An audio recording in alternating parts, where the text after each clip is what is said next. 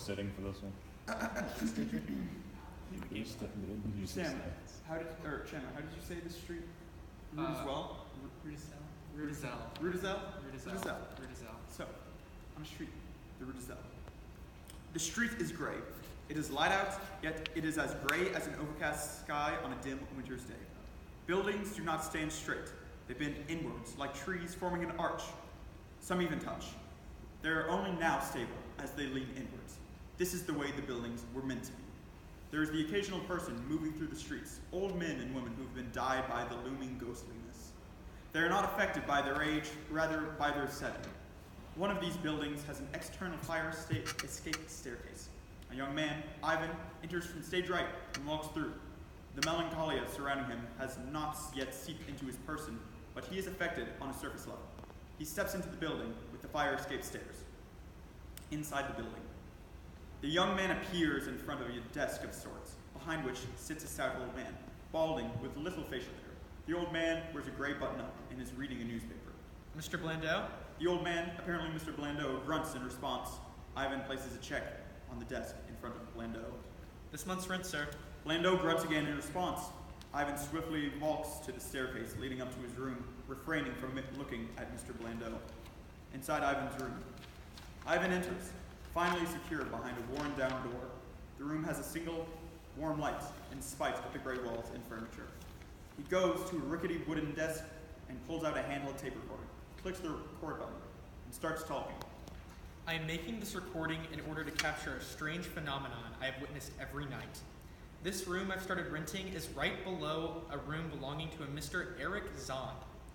According to the landlord, Mr. Blandau, he's a musician, yet his music lacking sanity or sense begins to play. Just listen.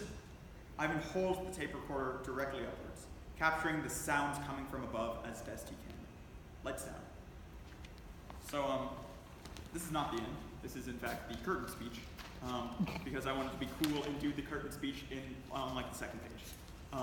So, this is the music of Erich Zann. My project is on the adaptation of narrative mediums, turning the movie into a play, stuff like that, turning a book into a movie.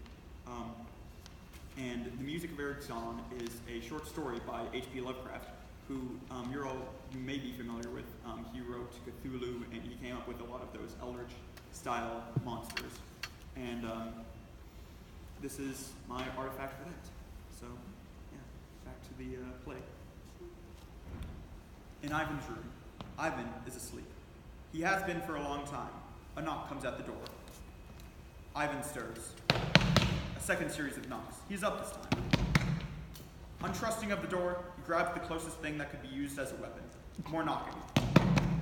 He opens it slowly, cautiously, not yet removing his chain lock. He peeks outside. Mr. Zann? Ivan recloses the door to remove the chain lock. Erich Zann steps in. He's an old man who appears to have had a long and labor-filled life, unlike a musician. He appears to get little sleep now. I need the recording. I'm sorry? Zann steps over to Ivan's desk, removes the tape recorder. Sir, I'm sorry about recording your music, it's just that... Zann removes the tape and crushes it with one swift stomp, uncharacteristic of his appearance. He turns to Ivan. You know what the music is? I'm sorry? Don't be sorry, answer my question. Do you know what the music is? No. Then don't tamper with it. Zann exits. Ivan picks up the pieces of the tape. Outside Zann's room, the music plays again. Ivan steps in, trying to be more subtle this time. He, without commentary, clicks on his tape recorder. He records for a moment. The music crescendos, then stops abruptly. From inside the room, a chair falls over. He listens. No movement. Ivan stops recording. He approaches the door and knocks loudly. After a moment, steps approach the door. It opens, revealing Zann, clearly exhausted, drenched in sweat, and bruised. What? Mr. Zann, you're all beaten up. No, I'm fine. Zann faints. Ivan looks around, concerned, before stepping into the room and picking up Zann. Inside Zann's room, Ivan enters from the front door, revealing a very similar room to his own. The main difference is that there is a large window welcoming light from both the city and the moon, on the opposite side of the room from Zann's bed. He carries in Zann and places him down on his gray bed, lit dimly by a ceiling suspended low white light. There's a violin, bow, and toppled chair directly under the hanging dim light. Ivan picks up the violin and places it on his chair. He plucks one of the strings and Zann sits up suddenly. He snatches away the violin. Now, I ask that you do not tamper with the music. It's a very simple request. Zann looks up towards the window suddenly, seeing that it's open. With his age returned to his movement, he hastily waddles over to the window and shuts it with ferocity. Your music is beautiful. It is evil. What are you doing on a street like Rue d'Azelle when you clearly have... I am not here by choice. Please do not come back again and delete your recording. It will bring neither joy nor fortune to your life. How do you play such melodies? I've never heard such rhythm or notes before. Please. Ashamed, Ivan begins the process of rewinding and deleting the tape. He exits the room. Back on the pale street, late at night, Ivan walks down a road he's become painfully familiar with. The music starts again. He simply sits and listens. From several floors up, red and purple lights begin to shine through a room, contrasting the overbearing gray. Zann? Mr. Zann? No response. Mr. Zann! The colors stutter for a moment, but don't stop. Ivan runs inside.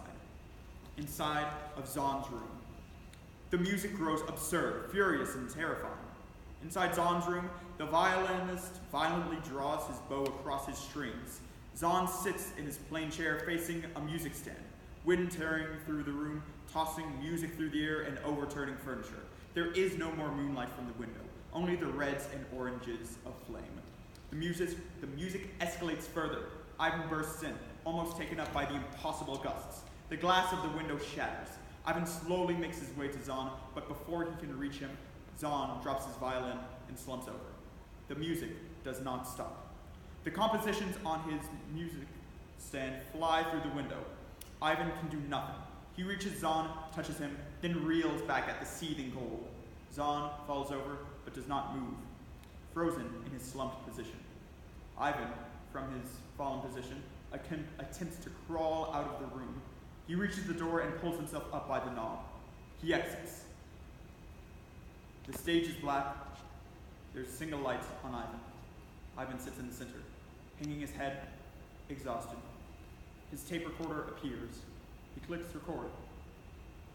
I ran away from the street Rue d'Azelle. When I returned, only a single building stood there. Only a single building stood where there was once the gray street. People lived there. I lived there. Ivan stops. He feels the tape recorder in his hands.